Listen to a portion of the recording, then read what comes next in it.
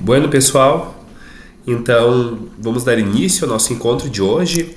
Eu vou retomar rapidamente, né, o que a gente fez na semana passada, mas que vai estar nessa aula gravada, né, que finalmente vai sair.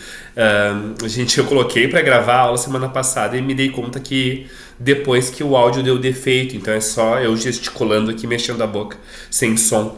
E aí tentei consertar a semana toda, não consegui, mas a princípio, pelo que eu tô vendo aqui, tá tudo certo agora, tá gravando. Bom, a Alice, que já fez aula semana passada, né? Sabe como é que é o nosso esquema? Eu vou falando um monte de coisa aqui, mostrando um monte de coisa pra vocês. Qualquer momento vocês fiquem à vontade para tomar a palavra, para dar alguma contribuição, para fazer alguma pergunta, fiquem à vontade. E eu trabalho com alguns exercícios também, alguns exercícios de criação, assim, bem simples. Na verdade, eles começam simples e eles vão ficando mais complexos ao longo da nossa jornada. A gente trabalha com aquele link temporário, né? E daqui a pouquinho vocês vão ver que quando fechar a primeira hora ele vai começar a expirar. Mas daí eu já envio na sequência para vocês o próximo link da continuação do nosso encontro, certo? Muito bem, vamos começar aqui então, retomando o nosso encontro da semana passada. Vou falar rapidamente sobre os tópicos, alguma coisa que ficou nublado, aí vocês sinalizem, por favor.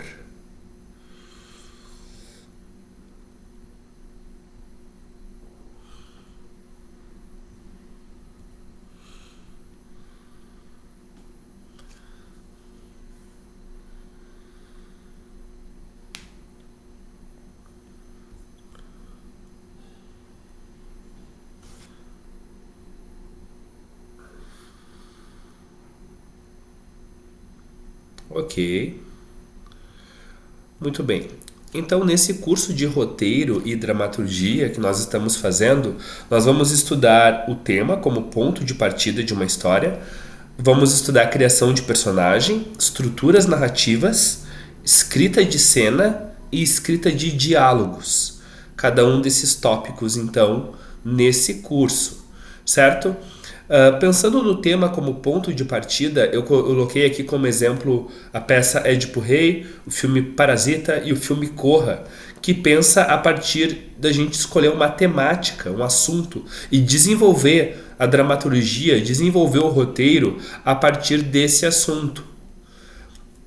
Esse método geralmente busca trazer para o espectador uma mensagem, um assunto, uma moral da história, ou revelar uma verdade universal ao longo da projeção ou ao longo da exibição do espetáculo. Uma outra forma da gente criar um roteiro é pensarmos a partir do efeito ou a partir da performance.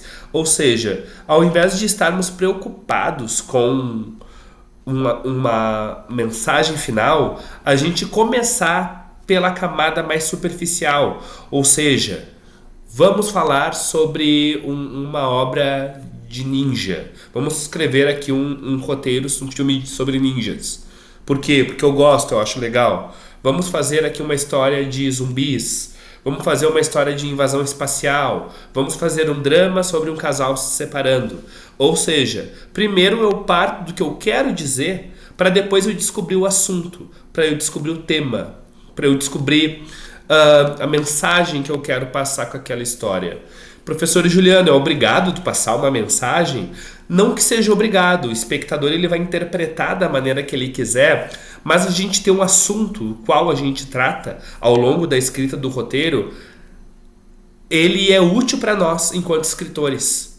Sabe redação, vestibular, redação, que a gente tem um assunto e tem técnicas para não fugir do assunto?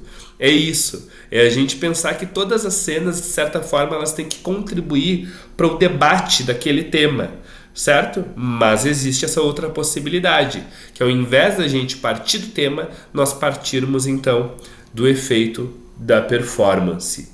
pensando que nós, enquanto escritoras, escritores, a gente não está querendo ensinar nada ao espectador. Antes de tudo, a gente quer entreter, a gente quer divertir, a gente quer causar um momento de empatia dos espectadores com os nossos personagens e trazer um sentimento para essa pessoa ou uma reflexão.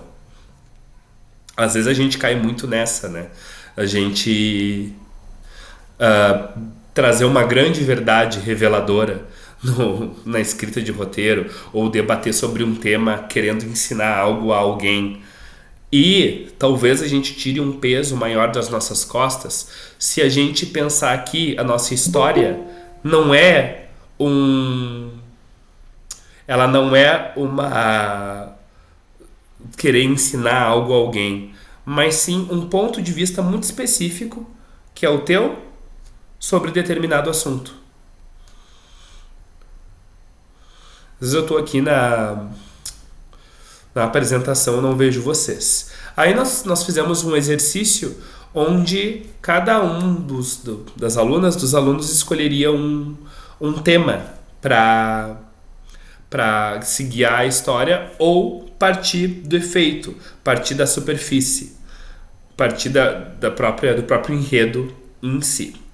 Então eu comecei a falar sobre estruturas, começando pela clássica aristotélica, depois falando da arquitrama e do círculo da história de Dan Harmon. A clássica aristotélica é uma estrutura de 3 atos, ou seja, começa apresentando um personagem ou uma situação, trazendo um problema, um conflito e, por último, resolvendo este conflito. Essas figuras aí do slide significa parte 1, cidade de Verona. É apresentada essa cidade e a situação dessa cidade. Nessa cidade, Verona, existem 2 famílias em guerra há muito tempo. A segunda parte, que é o conflito, nós temos um baile de máscaras. Nesse baile de máscaras, um membro de uma família e um membro de outra família se conhecem e se apaixonam. Uma paixão proibida que não deveria acontecer porque as famílias são rivais. E na terceira parte, nós temos a morte desses 2 jovens apaixonados. Então, essa é a estrutura de Romeu e Julieta, de Shakespeare, mas é a estrutura de muitas peças gregas. É a estrutura de muitas outras peças do Shakespeare. É a estrutura de muitos roteiros cinematográficos do século XX. É a estrutura de 3 atos e é uma base para o que a gente quer escrever, para o que a gente almeja escrever. Apresentar, problema, conflito, resolve. Apresentar, problema, conflito, resolve. Tô despejando um monte de coisa, mas só porque é revisão da aula anterior, tá, gente? Qualquer coisa depois a gente retoma. Aí a gente fez outro exercício onde eu pedi então para que os alunos criassem uma situação ou um personagem, dessem um problema para esse personagem e nos contassem como essa história termina.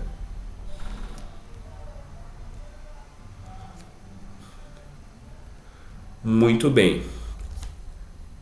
Aí o primeiro momento da aula acabou.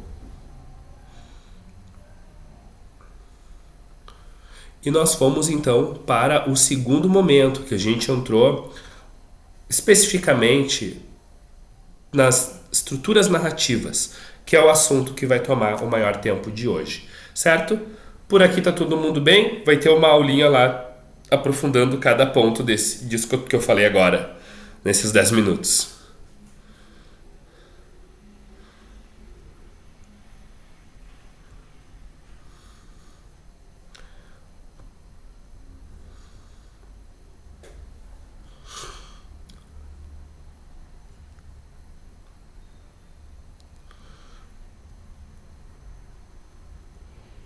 Muito bem.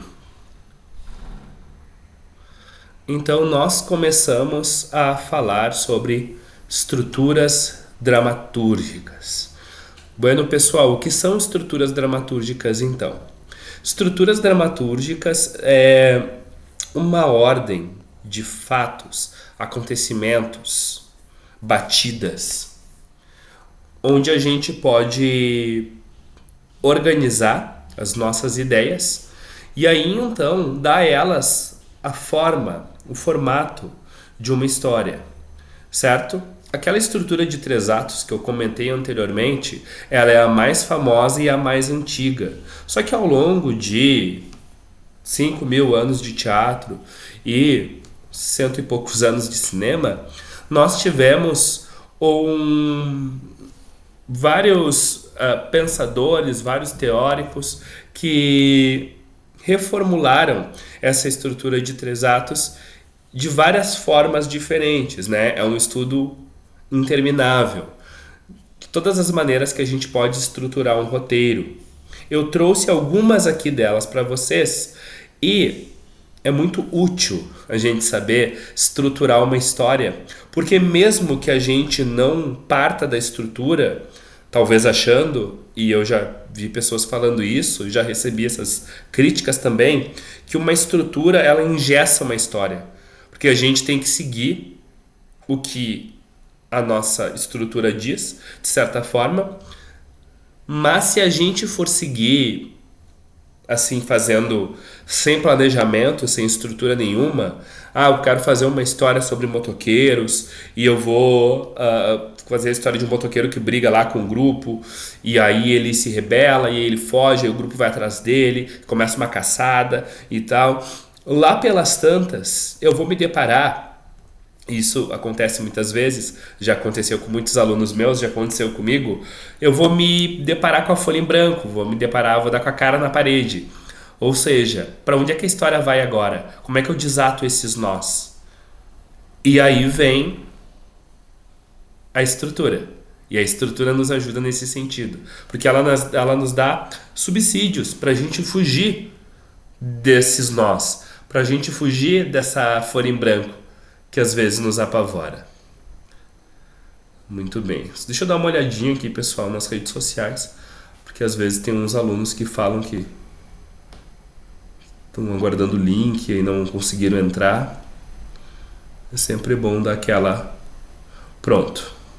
Então, falando de algumas delas aqui, tá, pessoal?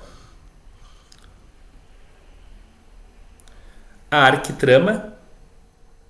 A arquitrama ela é muito famosa e ela pensa uma história com causa e consequência. Ou seja, a cena 7 só existe por causa da cena 6, que só existe por causa da cena 5. Uma coisa vai levando a outra até chegar numa situação insustentável, num clímax. Independentemente do gênero que a gente está falando aqui. Se é uma comédia, se é um romance, se é uma história de ação ou de suspense. A arquitrama, no início da história, ela apresenta o personagem e o seu conflito. Ou seja, nós já apresentamos ao espectador este personagem e o problema deste personagem. Vocês já devem ter ouvido falar em vários manuais de roteiro, já devem ter lido em vários vídeos a seguinte frase: mostre e não conte. O que significa essa frase? A grosso modo, o tempo de um roteiro, o tempo de uma peça de teatro, ele é muito curto. A gente não pode perdê-lo. Como assim muito curto? A gente não consegue fazer grandes digressões. A não ser que o objetivo seja esse, criar um trabalho mais contemplativo, mas aí é outro assunto. O que eu quero dizer é o seguinte: a história deve começar o mais tarde possível. Se a infância do Saul não é importante para o meu roteiro, não tem por que eu escrever uma cena contando a infância do Saul. Se a relação da Alice com a mãe não vai ser importante para o desenvolvimento da história, para o avançar da história, não tem por que eu escrever uma cena sobre isso. A cena ela tem que ir direto ao ponto, porque a gente está tratando da atenção do espectador. Então, quanto mais direto ao ponto, melhor. E as imagens, as ações, elas resumem um bocado de palavras. Exemplo, não sei se foi nessa turma aqui ou em alguma outra turma, a gente estava conversando sobre um personagem que não tem dinheiro, que está desempregado. E aí ele precisa ele precisa procurar um emprego e tal. Ao invés da gente construir toda uma digressão e criar todo um universo desse personagem sem emprego e tal, a gente pode resolver essa informação com uma cena, uma entrevista de emprego. Pronto. É uma cena só, é uma cena curta e a gente já conhece a situação desse personagem. Ou uma cena dele entregando currículo, ou ele juntando moeda para pagar um boleto e não consegue. Enfim, quanto mais econômico, mais efetivo. A gente já apresenta o personagem juntamente com o seu conflito. Esse conflito, ele vai gerar complicações progressivas, ou seja, ele vai evoluir. Muitos escritores, especialmente os escritores de curta-metragem, gostam de usar essa estrutura para evoluir o problema, a complicação, em 3 níveis. Ou seja, o personagem bateu o dedinho na mesa. Essa situação evolui. Ele está com muita dor e ele dá um grito na hora que ele bate. E aí o vizinho escuta o grito, acha que é uma coisa mais séria, invade o apartamento dele. E aí no susto, o vizinho acha que ele está agredindo a esposa, está agredindo uma criança, e aí acaba atirando nele, batendo nele, alguma coisa desse tipo. Veja bem, por causa do... Claro, dei um exemplo bobo aqui, só para, né, no clichê, só para a gente seguir com a história. Mas, só para ilustrar, é por causa do Menguinho que a gente chega numa situação crítica. A grande ideia é essa, dessa estrutura. A gente pegar algo aparentemente simples e evoluir até o ponto 3, que é chamado de crise. Ou seja, é um momento que o espectador pensa, não há saída. E aí existe o clímax. O que é o clímax? O clímax é uma reviravolta, muitos autores vão chamar de reviravolta satisfatória, e eu acho que foi aqui nessa turma que nós conversávamos sobre uma ferramenta de escrita chamada Arma de Chekhov. Em alguns autores também chamam de foreshadowing, a sombra que retorna. Outros autores ainda vão dizer que são 2 coisas diferentes. Outros autores vão defender que se trata da mesma coisa. Mas o que é o foreshadowing, ou a arma de Chekhov? Se tu colocar uma coisa em cena, ela tem que ser importante de alguma forma para o desenrolar da história. Se o personagem ele é preso, o personagem lá do Luca é preso no momento de crise do curta-metragem, e ele está amarrado, ele não pode simplesmente tirar um canivete do bolso e começar a cortar as cordas, porque isso vai parecer uma solução mágica e o clímax não vai ser tão satisfatório. Esse canivete deveria ter sido plantado antes, por isso que é chamado de foreshadowing, a sombra que retorna. E por que sombra? Porque no momento que o canivete foi apresentado, ele não foi apresentado de maneira espetacular. Ele foi apresentado de forma banal. O Luca é um policial que estava com problemas de saúde mental, foi afastado e foi tirado todas as armas dele e ele está retomando a corporação. E tem uma cena que o delegado, lá o oficial, pega o canivete, entrega o canivete de volta para ele. Teu canivete e tal. E a gente esquece desse canivete. E lá no clímax ele tem o canivete na manga. E aí a gente lembra, é mesmo o canivete que ele pegou aquela hora. Claro, porque este canivete, este elemento, foi apresentado lá atrás, certo? Uma solução mágica é errado escrever no roteiro? Não existe errado, né? Tudo pode ser legal, se bem feito, tudo pode ser interessante e vai conectar com algum espectador. Mas uma solução mágica, muitos chamam como um deus ex machina, ou seja, um conceito do teatro grego onde, quando os personagens estavam numa crise que não tinha mais para onde sair, chegava Zeus, chegava Apolo, chegava Atena e resolvia a questão. Por que é chamado de Deus Ex Machina? Porque é uma solução mágica, de certa forma, e era interpretado por um ator vestido do Deus e voando em cena, a partir de uma engrenagem, né, de cordas e de uma máquina. Por isso que é chamado de Deus Ex Machina, o Deus saindo da máquina. E depois nós temos a resolução, que é como a história termina, certo? Como acaba essa história. Retomando então aqui a arquitrama, apresentação do personagem do conflito, complicações progressivas, crise, clímax e resolução.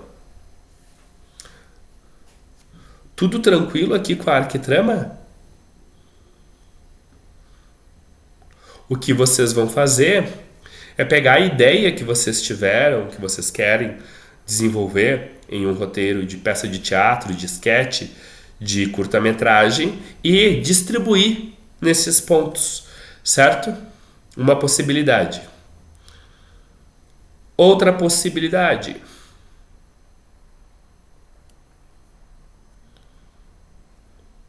O círculo da história.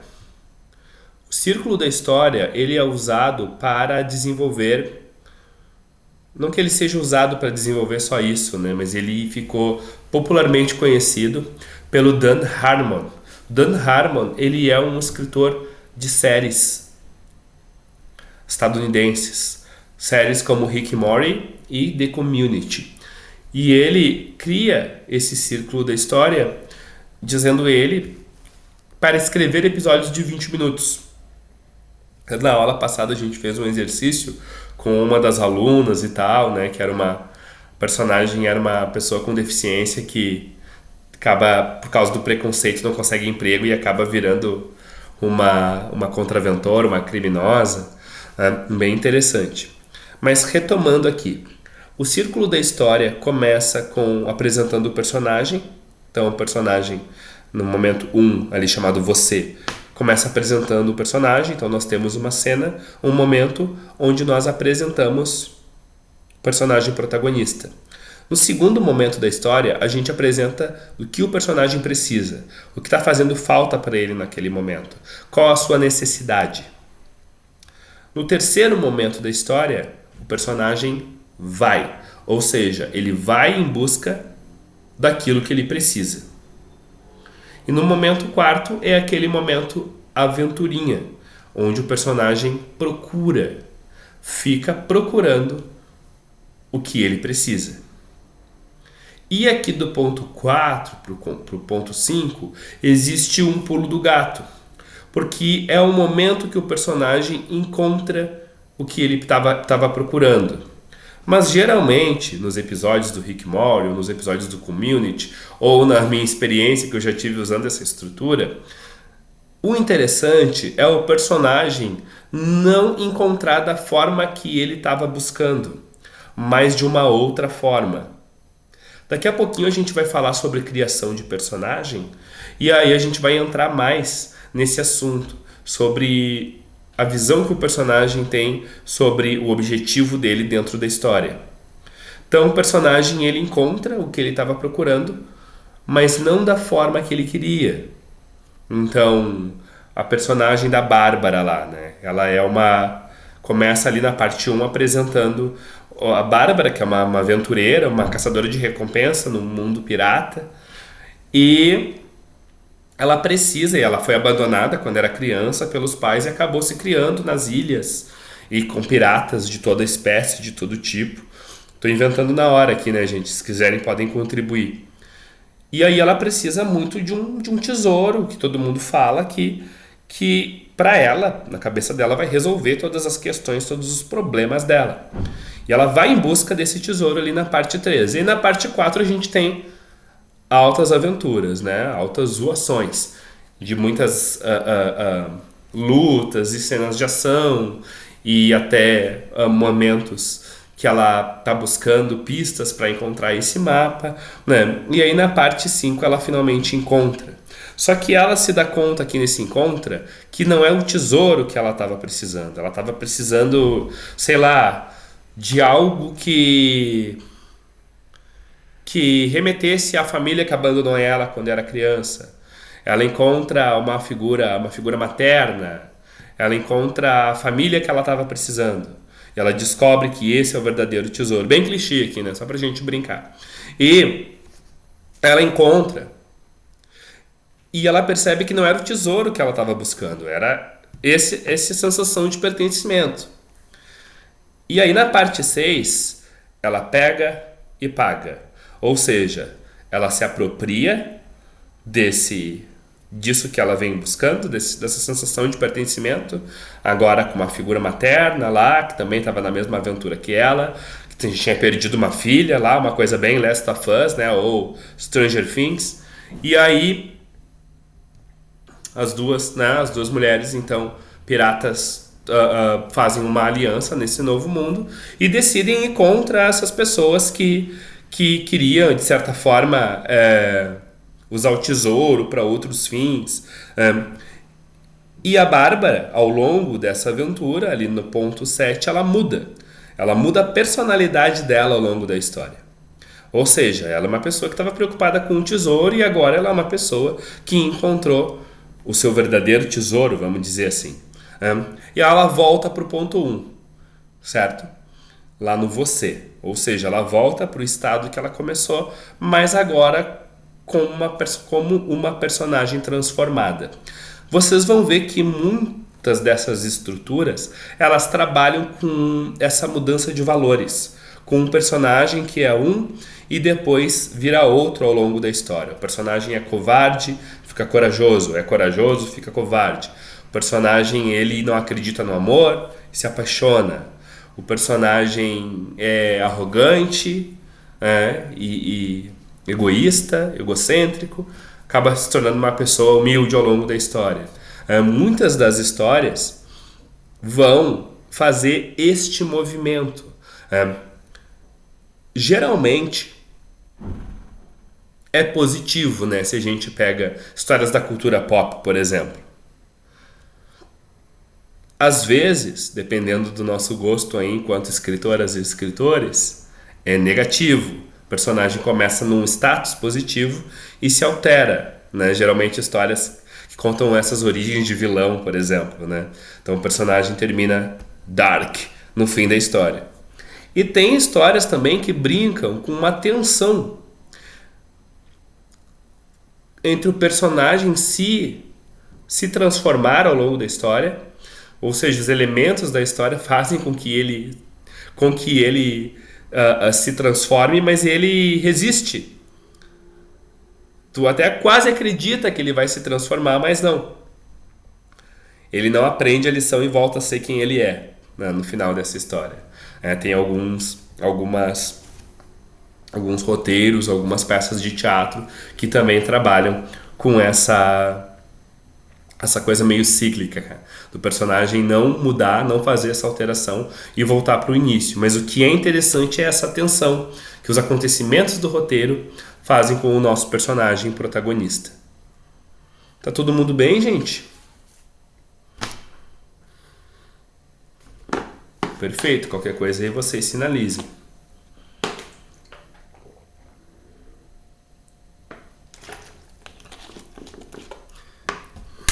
Seguindo.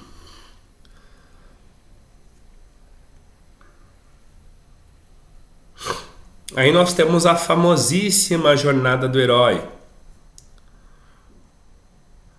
Jornada do Herói, então tem até uma historinha para contar sobre ela, né? Jornada do Herói, ela foi criada, vamos dizer assim, descoberta por um escritor chamado Joseph Campbell. E ele é um mitólogo que descobriu que em várias histórias de várias culturas se repetem sempre os mesmos pontos. Então, histórias tribais, histórias de religião, histórias africanas, histórias da Ásia, do Oriente Médio, histórias ocidentais, mitologia grega, histórias bíblicas, sempre conta a história de um herói que sai do seu lugar de origem, passa por um processo de quase morte ou de morte, ressuscita e volta transformado para sua casa. E aí ele vai pegar vários desses mitos e vai dizer que é um monomito, ou seja, um mito de criação, fundação da cultura humana. O livro O Herói de Mil Faces, que é onde o Campbell expõe essa teoria, é um livro bem difícil, bem grosso e pouco denso. Mas o que é interessante daí nessa história? Um dos leitores desse livro, que foi publicado nos anos 70, foi o George Lucas, o cara do Star Wars. E ele decidiu construir essa ópera espacial, nas palavras dele, seguindo esses passos da jornada do herói. Então ele construiu toda a jornada lá do Luke Skywalker a partir disso. E aí existe um outro roteirista, professor de roteiro, chamado Christopher Vogler, vivia ali por Los Angeles também na década de 70 e 80, e percebeu que o George Lucas tinha feito isso com o Herói de Mil Faces, a jornada do herói do Campbell, para se utilizar no Star Wars, e ele decidiu criar um manual para roteiristas. Ele começou assessorando roteiros, isso no começo da década de 90, de A Bela e a Fera e O Rei Leão. Só que o que o Vogler faz é simplificar e deixar mais palatável O Herói de Mil Faces, que é um livro denso, pesado e que adentra em vários temas próprios da antropologia, da mitologia e tal, né? E o Vogler, ele pega e deixa bem tranquilo, bem fácil mesmo, sabe? Para estudantes de roteiro, para possíveis escritores criarem uma estrutura de história e construírem suas próprias histórias, certo? Vocês vão identificar aqui, enquanto a gente passar pelos passos, Matrix, Harry Potter, o Mágico de Oz, todos os filmes da Marvel, todos os filmes de princesa da Disney. Então a gente tem aqui na jornada do herói, começo, um personagem vivendo o mundo comum. O que é o mundo comum? É um personagem que não se enquadra no mundo que ele vive. E lá, nesse mundo, ele é um fracassado. Ele é uma pessoa que não gosta de sua vida. Não se encaixa, não se enquadra. Quase como se ele sentisse que ele foi feito para outro mundo. Até que ele recebe o chamado para a aventura.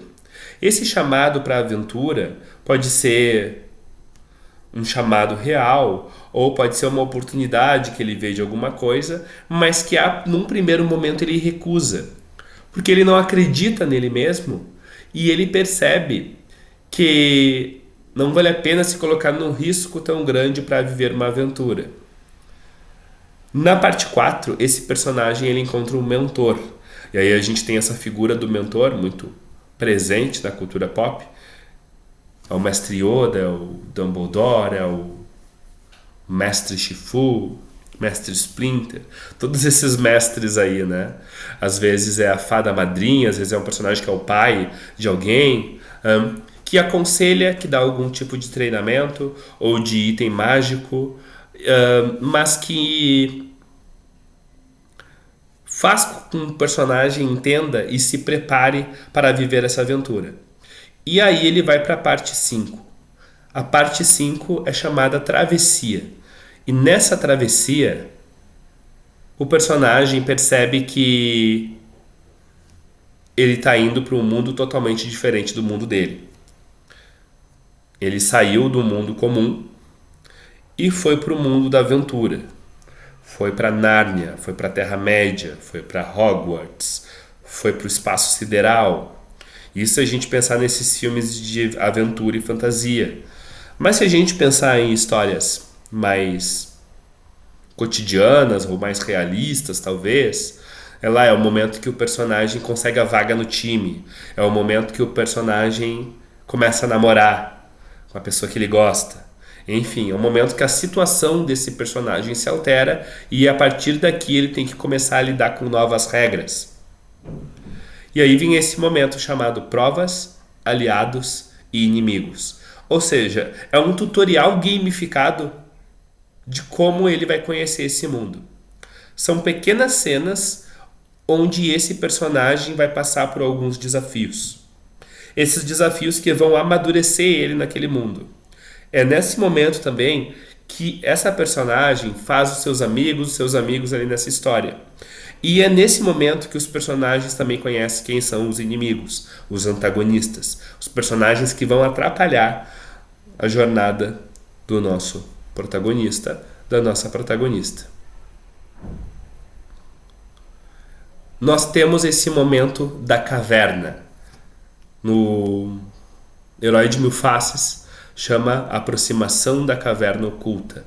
Ou seja, é um momento mais tenso, mais perigoso, é o lugar mais desafiador desse mundo mágico aí, desse mundo da aventura. Às vezes literalmente é uma caverna. Às vezes não. Às vezes é o jantar com os pais da namorada. Às vezes é o porão, tem que descer lá da casa assombrada.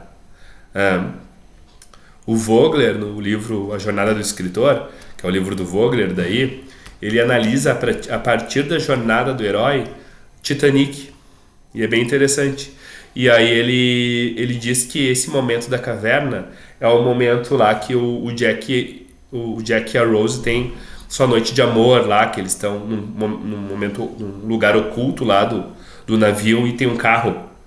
E aí eles vão para dentro do carro e tal, né? E aquele momento é um momento de vulnerabilidade, é um momento de entrega e é um momento que tudo muda a partir dali.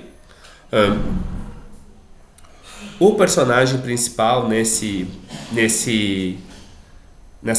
momento tenso, nesse momento difícil, tem sucesso.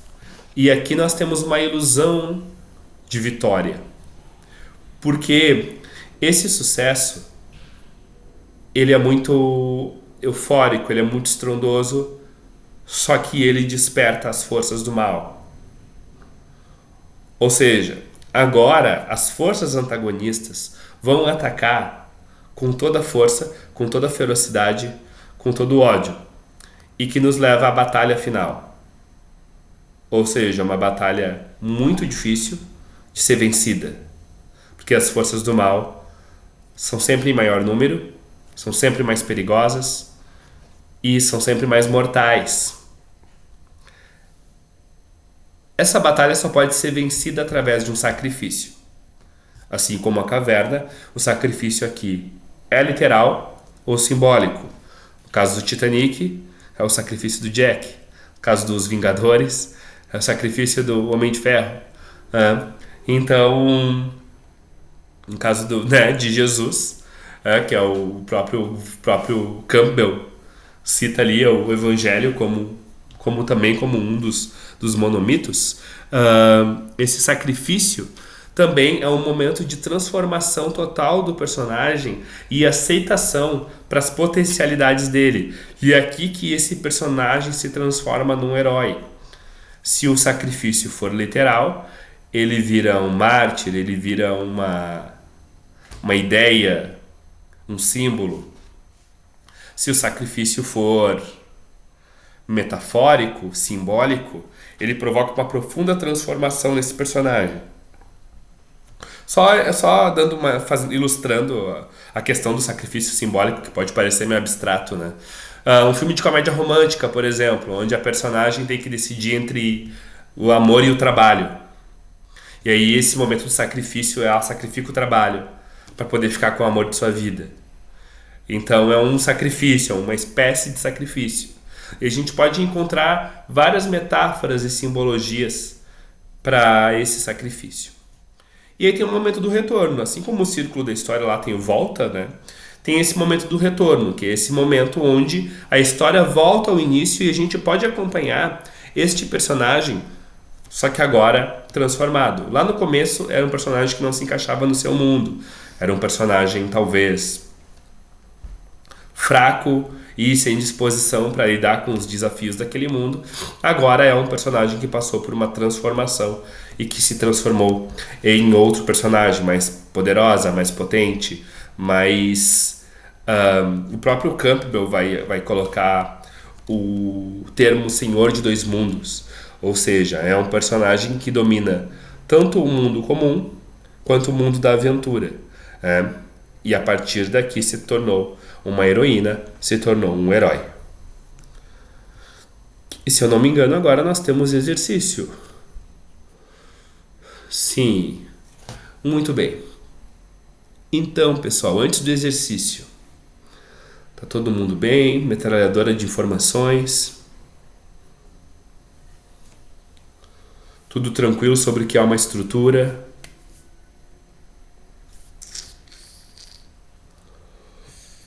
Perfeito. Muito bem. Então, quem fez a primeira aula criou lá um tema. Criou um enredo inicial de uma história, certo? De uma pequena historinha. Início, meio e fim, uma coisa bem básica.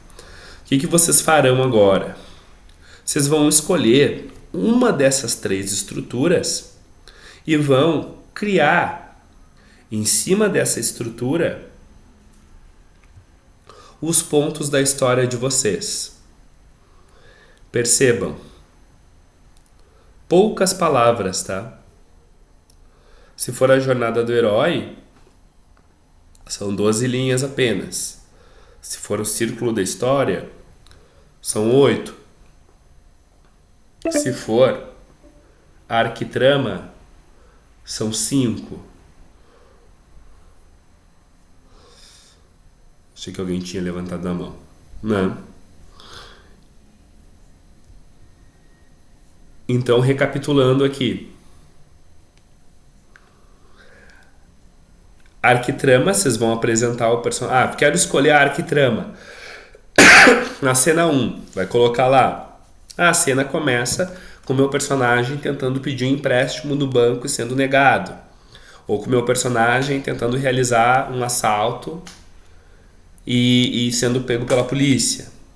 Começa com o personagem pedindo a pretendente em namoro e ela negando. Começa com a personagem enfrentando um monstro subaquático e o monstro subaquático destruindo toda a tripulação do navio dela. Enfim, estou brisando aqui. Começa apresentando o personagem e o seu conflito. A partir desse conflito, complicações vão começar a acontecer, até gerar uma crise. Essa crise vai gerar um clímax, que vai gerar uma reviravolta, que vai gerar um fim, uma resolução. Aqui no círculo da história, vocês vão apresentar, se vocês escolherem então o círculo da história, vocês vão começar aqui apresentando o personagem, vão falar da necessidade dele, vão mostrar como essa personagem saiu em busca do que ela queria, vão falar como é que o personagem procurou resolver o seu problema, sanar a sua necessidade, como o personagem encontrou o que estava procurando, como o personagem pegou e pagou para conquistar essa coisa que lhe faltava e como o personagem mudou a partir disso e como o personagem retorna para o ponto de início, né? E na jornada do herói, então, vocês vão mostrar primeiramente o mundo que esse personagem vive, o mundo comum, onde essa personagem não se encaixa com isso, não se enquadra, recebendo esse chamado da aventura, recusando a princípio, mas recebendo os conselhos dessa mentora, desse mentor, e enfim atravessando para o mundo especial. Passando por provas, aliados e inimigos, tentando sobreviver à caverna, que é um momento tenso, mas conseguindo ter sucesso. Esse sucesso desperta as forças do mal, ou seja, os antagonistas partem para o contra-ataque, gerando uma grande batalha final. Essa batalha final acontece então o sacrifício, e a partir desse sacrifício a gente retorna. Só achei que foi muito rápido, né, a jornada do herói aqui. A gente podia, antes de liberar vocês para o exercício, fazer uma brincadeira aqui com a Alice. né? Tipo, de escolher aqui um personagem pra gente brincar juntos e fica o exemplo deixa mais claro, né? Contribuam aí se vocês quiserem, tá? Nós temos a Alice. Alice que é uma personagem fictícia, tá? É... Eu acho que foi na outra aula que a aluna disse: ah, tu acertou a minha situação. Ah, personagem fictícia. Ou Alice, tu tinha um sonho de infância aí, de profissão? Ou alguma outra coisa, querer conhecer alguém, alguma coisa assim?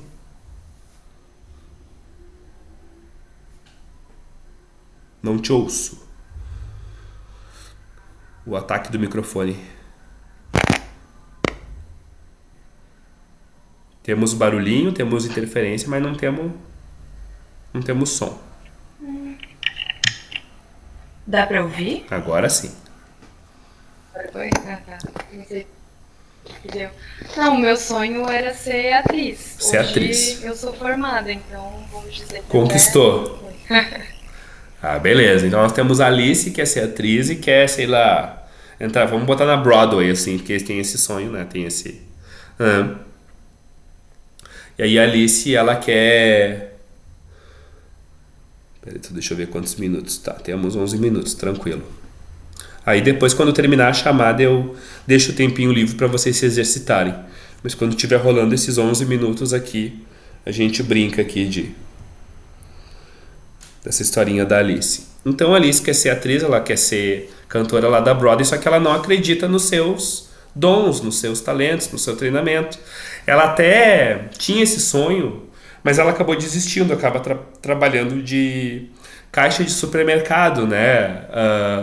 É uma profissão que ela consegue, de certa forma, ali defender as suas contas, mas que não é o que ela gosta de fazer, enfim. Aí ela tem aquela cena, né, no chuveiro ou em casa, onde ela canta musical lá da Broadway, Miss Shanghai, né, e Miss Saigon, aliás. Ah, e aí tudo virou um musical na minha cabeça agora. Vão contribuindo. Aí ela recebe um chamado para aventura, sei lá, uma tia dela diz que abriu audições. O grupo tal de teatro musical da Broadway vai estar em Porto Alegre.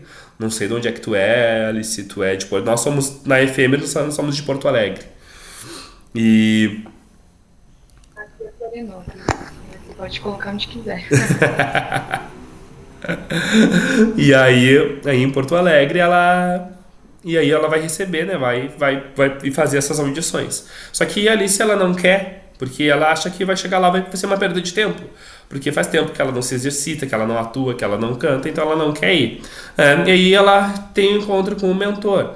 Quem que é um mentor? O mentor é aquela tia, de novo a tia, né? Vamos partir pro Dindo, né? Como é que é o nome? O padrinho, que é aquele tipo. Sabe aquele artista que é o artista da família, mas não é um artista formal? Aquele cara que conta piada, que é meio. E tal. Que é uma pessoa que ela sempre gostou. E é claramente um artista, só que ele não trabalha profissionalmente com isso. Né? Aquela pessoa que é um ator, assim. E ele acaba dando alguns conselhos pra ela. Tem uma cena bem bonita onde ela se convence e decide então lá fazer o teste.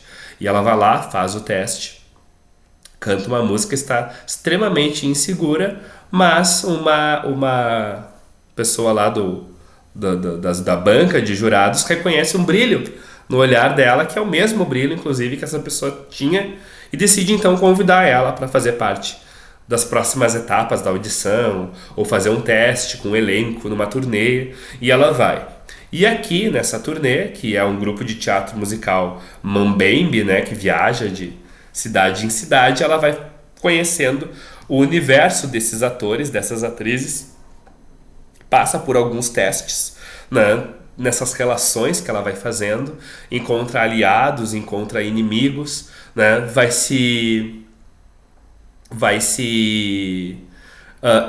evoluindo, né, nesse universo, até que chega o momento da caverna. Qual o momento da caverna? O momento da caverna é que a atriz lá, que faz a Velma Kelly do Chicago, acaba se machucando. ou acaba acordando sem voz. E aí chamam a Alice. Alice, tu sabe o papel, tu vai ter que fazer hoje. Não, mas eu não sei como assim, eu tô treinando, só tô aqui. Não, tu vai, é tu. E esse é o momento da caverna. Momento tenso, nervosismo, todos os sonhos de infância jogados ali no palco. E a Alice arrasa. E aí todo mundo pensa, bom, arrasou, uhul, final do filme e tal, é isso aí. Só que vem aquele momento, desperta as forças do mal. Ou seja, agora todos os antagonismos voltam. É. E aí o que ocorre? Sabe aquele tio lá do início? Estou inventando aqui, né?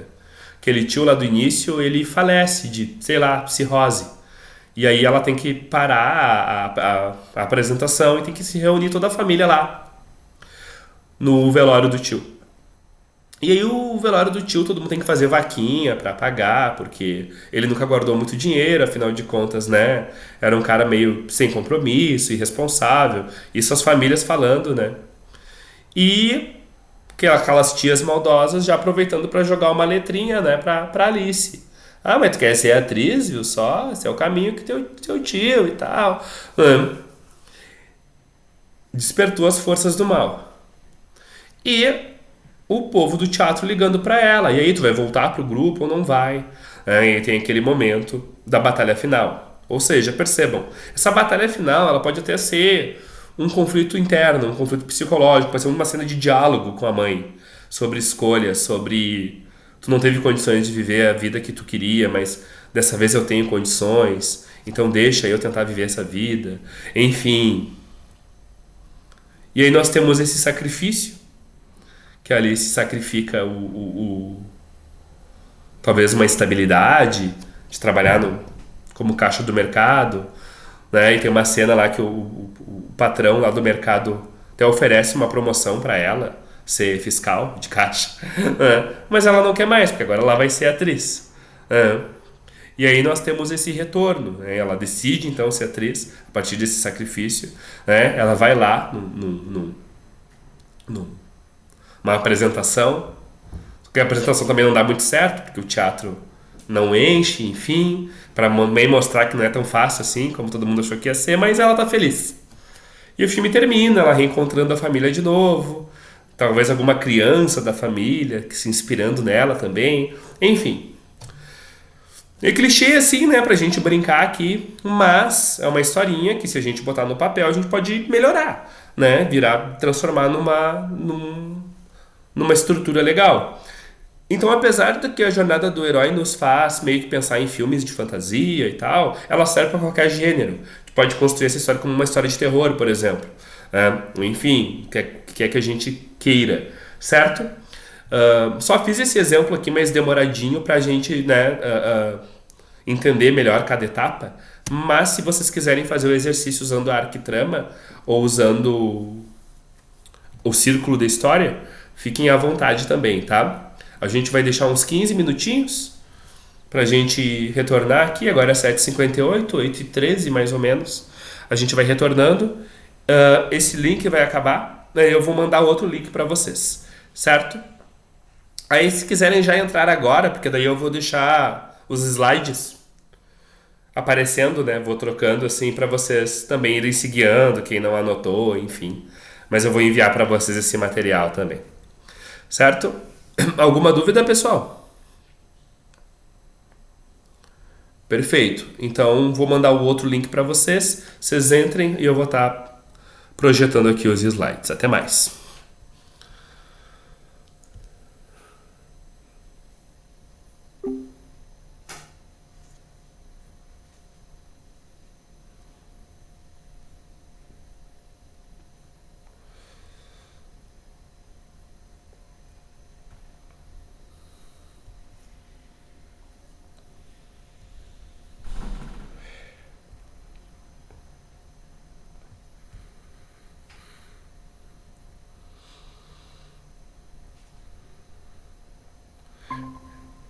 Caso você esteja vendo essa aula gravada, estou falando com você mesmo. Qualquer dúvida, chama lá no WhatsApp da Efêmeros. Estou fazendo aqui a aula a partir dos links gravados. Não estava na aula presencialmente, né? Ao vivo. fiquei com dúvidas, queria trocar uma ideia, escrevi aqui o roteiro, queria... Manda lá. Manda lá.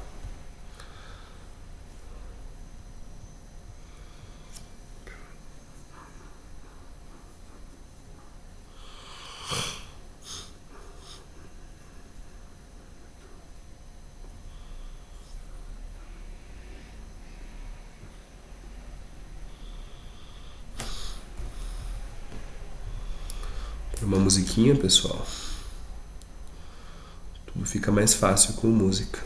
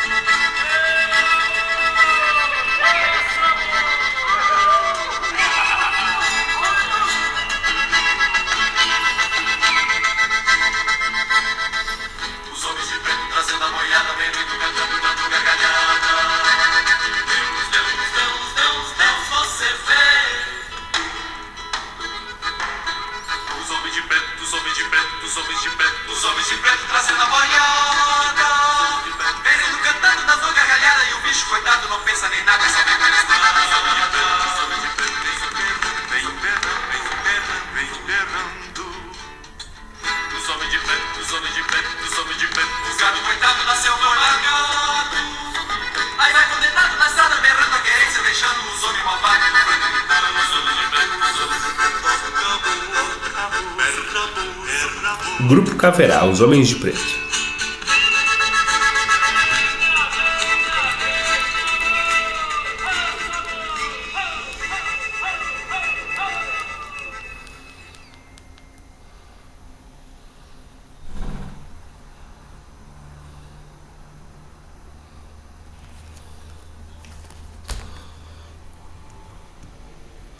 Você que está vendo do futuro também faça o exercício, né? Por favor.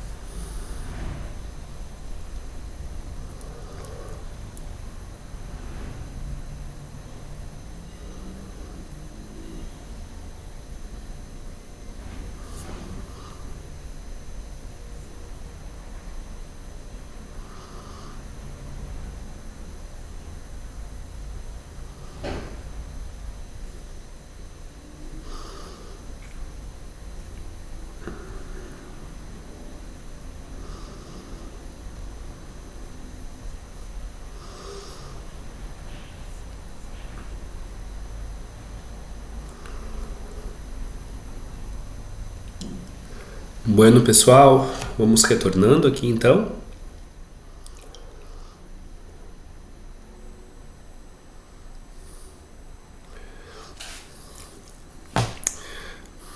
E aí, como foi a experiência de vocês? Vocês já tinham trabalhado com essas estruturas de roteiros alguma vez antes? Muito difícil?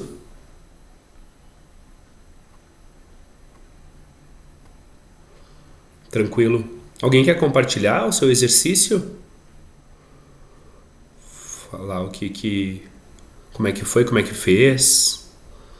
Se usou arquitrama, se usou o círculo, se usou a jornada? Leia aqui pra nós. Eu posso? Por favor, Saul. Eu peguei a jornada do herói e eu peguei mais ou menos uma história que eu estou pensando, que é uma história de investigação, e apliquei ela na estrutura. Né? Então, começa num mundo comum, que é um jovem desempregado na faculdade, ele não está conseguindo pagar a faculdade, esse é o conflito dele, e em virtude disso ele vai acabar tendo que voltar para a cidade onde ele morava, né? Não vai conseguir ficar na capital mais. Um amigo dele, e aí acho que chamado para aventura, sugere que ele ganhe dinheiro sendo detetive particular, porque ele é um cara que tem uma visão, percebe assim, não, tu tem uma visão particular, tu é um cara muito inteligente, então quem sabe tu não tenta ir para uma área assim, pelo menos para conseguir um dinheiro por enquanto. E aí ele recusa porque ele não tem dinheiro nem para pagar o curso de detetive. E aí vem o mentor, que é um professor dele, da faculdade, e diz assim, não, eu pago o curso para tu te manter na faculdade. E aí vem a travessia, que ele entra nesse mundo de investigação, ele é contratado por uma mulher que está suspeitando que o marido está traindo ela. E aí nas provas ele acaba montando uma investigação e acaba descobrindo que realmente o marido está traindo a esposa. E aí vem a caverna, porque ele também descobre que o marido, além de estar traindo a esposa, está assassinando as amantes, então o cara é um assassino. Daí tá, o sucesso é que ele coleta as provas, coleta todas as informações que ele tem, foto e tal, entrega para a polícia, e para ele aquilo estava resolvido. Só que aí veio o levante do mal, né? E a gente descobre que a polícia está envolvida também nesse esquema. E que ele acaba preso numa conspiração ali entre polícia e um monte de coisa. Ele acaba no fim quase sendo incriminado com o que está acontecendo. E aí tá, ele novamente pede a ajuda do professor quando tem a batalha final, que ele consegue elucidar as coisas e no final das contas ele consegue se inocentar. Falta um pouco de detalhe aí, mas enfim.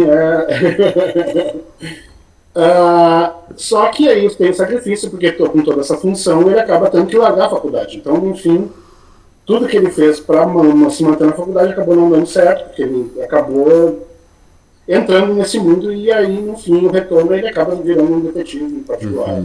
Essa é a história dele. Muito legal, muito legal. Divertido. Bom, sobre certo e errado, né? Não vou comentar aqui. Os pontos da jornada ali estão todas, né, checados, né? O Saul falou ali, falta um pouco de detalhe, mas esse momento não é pra gente detalhar mesmo. Nesse momento é pra gente usar a estrutura e preencher ela. Percebe? Ao invés agora da gente tentar lutar contra uma história que parece um dragão de 7 cabeças, o Saul consegue enxergar ela de cima, entende? E ele consegue ver, usando qualquer uma dessas 3 estruturas de hoje. Enxergando ela de cima, a gente consegue ver o início e fim, essa linha, esse fio. A gente consegue, tipo, aqui falta um pouco de detalhe, aqui tá interessante, eu posso repetir isso aqui nesse outro momento, né? Conseguir ver essa história de cima. Por isso que a estrutura é legal, esse preenchimento da estrutura nos dá um certo jogo de cintura com ela depois, né? Dominando essas estruturas a gente consegue brincar depois, na verdade, ser mais livre, né? Ao invés de ficar engessado. Isso vira um inferno depois da nossa vida, porque qualquer peça que a gente vai ver, qualquer filme, a gente fica percebendo a estrutura que estão usando. Estão usando, agora vai vir tal coisa. Eu falei, estão usando a estrutura tal. Né? Tem isso. E é claro, depois, no nosso próximo encontro, a gente vai falar sobre a escrita da cena específica. Então, como a cena que ele descobre que o cara tá matando as amantes. Como é que é essa cena? Como é que a gente constrói a tensão para essa cena? Como é que a gente trata essa cena com início, meio e fim também? Enfim, mas daí é daí que a gente detalha, mas até então a gente tem a estrutura toda pronta. Duas coisas que eu anotei aqui que eu achei legal é essa questão da mudança de gênero. Eu não sei nem se é isso, a mudança de gênero, mas me parece que esse roteiro ele tem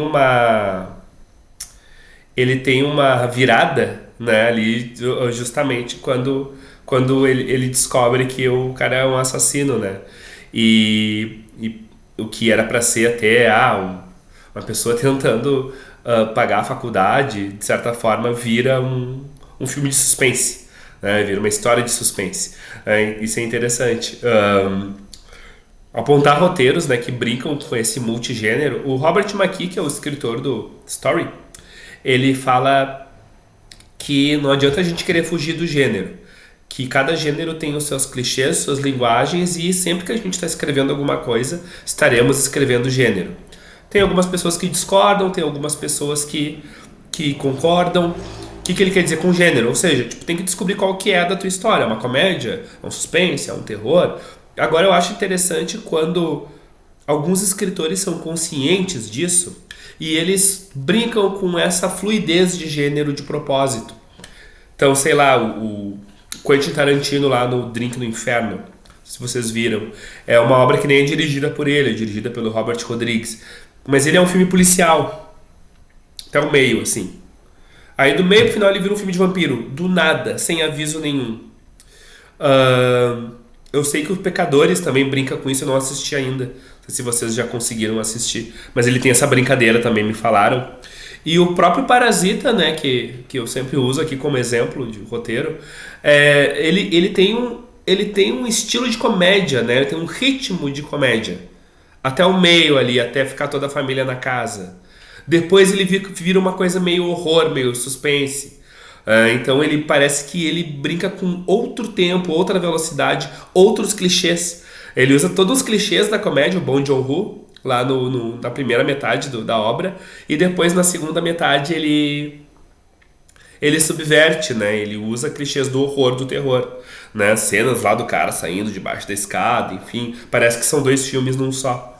E é muito interessante essa sensação que a gente tem quando o protagonista ele é pequeno diante dos acontecimentos da história.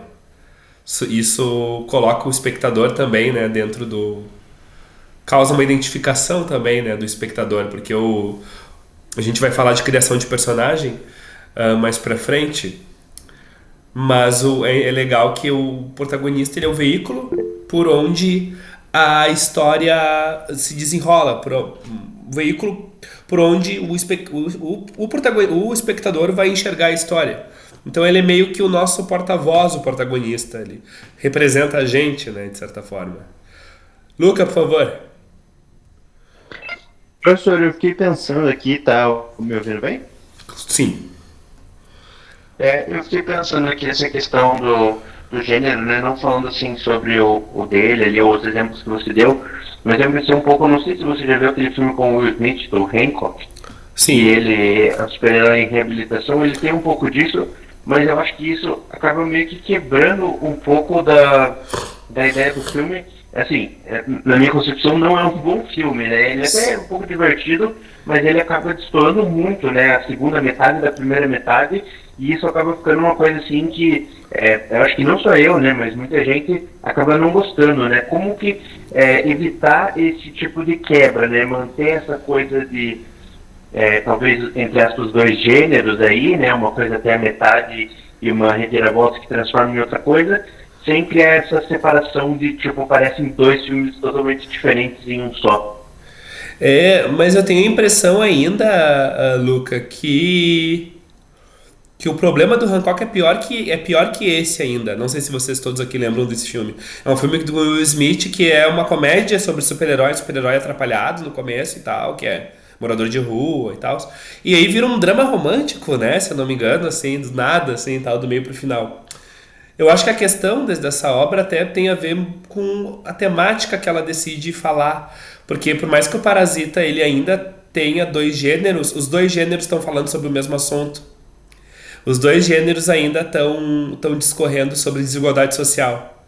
A primeira parte é uma comédia sobre desigualdade social e a segunda parte é um terror sobre desigualdade social.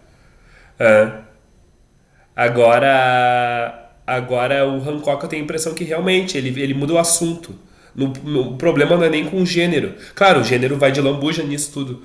Mas talvez um truque, tu perguntou, né? Como manter essa coerência entre brincar com 2, 3 gêneros dentro da mesma obra? Talvez seja essa. Tu manter a unidade temática. Tu manter o assunto, do que tu tá falando. E aí dentro disso tu brincar com essa maleabilidade de gênero. Uma saída, né? Não sei. Compreendi. É que realmente ali, né, na verdade, tipo, o que muda tudo, né? Não muda só o gênero, né? Mas o próprio tema, porque primeiro ele é uma coisa ali meio sobre reabilitação, sobre uma coisa de ele melhorar a vida dele, e daí do nada vira uma coisa sobre a origem dele, que ele é um ser superior de 1000 anos atrás, a mulher também tipo, vira uma coisa muito nada a ver com o que era o começo do filme, assim. Sim. Tem filmes que a gente vê, né, que parece que o roteirista se perdeu, assim, e não sabe o que fazer. E geralmente quando a gente vai olhar quem é o roteirista desses filmes, geralmente é vários, né? Que Hollywood tem isso, né? Eles escrevem em muitas mãos e às vezes esses roteiristas nem se conversam, sabe? O roteiro de Hancock é escrito por 3 pessoas. Então tem isso, né? É uma característica também de Hollywood, não sei.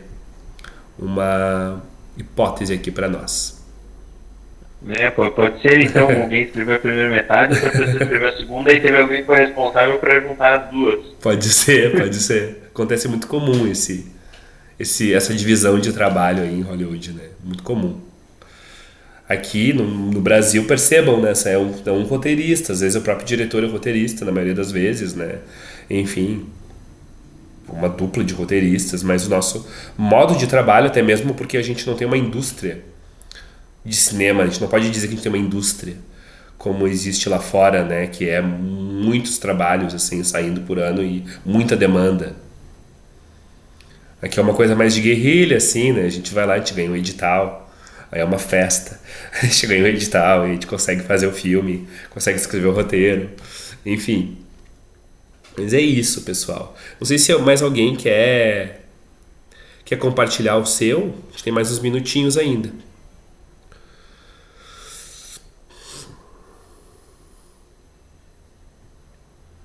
Certo. Eu fiquei pensando só uma pergunta, assim. Estão me ouvindo bem? Sim. Eu acabei escrevendo, mas pensando mais em como se fosse uma série, digamos assim, né? Pudesse ter vários episódios.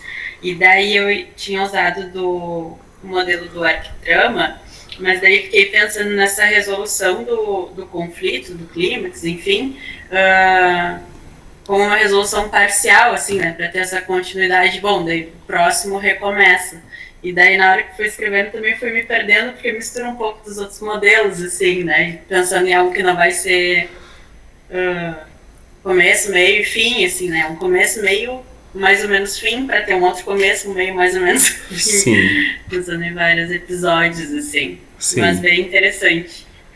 Legal, tu sabes que, de novo falando do tema, né? Eu era bem mais militante do tema, tipo assim, você tá falando sobre criminalidade, tem que seguir falando disso e tal. Hoje eu tô mais tranquilo, assim, eu gosto mais até de construir trabalhos que brincam com a questão da superfície mesmo, assim, do efeito que isso pode gerar, mas é inegável que o tema é um eixo, assim, para nós, que nos organiza, nos coloca dentro de uma disciplina, assim, a gente não pirar muito, né, ou pirar dentro do que a gente já tem estabelecido. Então, tu falaste de uma série, por exemplo, talvez o eixo temático, o tema que tu escolheu para essa série, ela vá brincando com cada episódio, não sei, trazendo um pouco de transformação por teu protagonista ou por teu grupo de protagonistas. Sei lá, um exemplo que me vem é o Breaking Bad, né? Breaking Bad é uma série ali, tem 6 temporadas e conta a história do Walter White, que é um cara pacato, de certa forma, um pai de família, que vai se transformando num chefão do narcotráfico, né? Só que é muito interessante como a gente já vê isso, de certa forma, no primeiro episódio. A gente já tem isso em cada um dos episódios. É como se cada episódio avançasse essa situação, dessa transformação desse personagem, sabe? Nada a ver, né? Mas eu vi Superman esse de 2020, esse que tava nos cinemas. E aí o pessoal tava comentando sobre o Lex Luthor, que é o vilão e tal, que tá bem, o ator até, achei bem legal, bem escrito assim, o Nicholas Hoult que faz. E aí o pessoal falando que, mas é difícil comparar com o Superman da série Smallville. Mas a série Smallville tem 10 temporadas, né, pra desenvolver o personagem. Então é meio covardia, assim, de comparar, de fato, né. É muito material e é muito tempo de tela pra desenvolver um personagem, conflito por conflito, sabe, passinho por passinho, até ele se transformar trocar totalmente de personalidade e a gente acompanhar essa tensão, esse movimento, né, que é o que dá ali a dramaticidade pra coisa, né, enfim. Bueno, pessoal, então é isso. Nós não esgotamos as estruturas, né? Até mesmo porque daí no próximo encontro a gente vai falar de estruturas modernas, que são essas obras, sabe? Que começa uma cena assim no meio da coisa e 3 semanas antes, aí volta lá, sabe? E aí flashback, flash forward, enfim, aqueles, né, filmes iranianos que o final tu não consegue. Enfim, mas é interessante a gente, enquanto estudante de roteiro, a gente também conhecer essas estruturas modernas e saber que existe também uma certa liberdade que tem a ver com a arte contemporânea no geral, mas já tô me emocionando aqui e já tô dando spoiler. Pessoal, muito obrigado pela disponibilidade, pela noite de hoje. Dúvidas, perguntas, mandem durante a semana. E estamos sempre lá para trocar e para nos alimentarmos aí, né, da nossa paixão pelo roteiro, pela história, por contar histórias, pela escrita. Muito obrigado por hoje, pessoal. Uma boa semana aí, uma boa noite. Valeu, boa noite. Boa noite, professor. Muito obrigado. Até a próxima. Até a próxima. Valeu.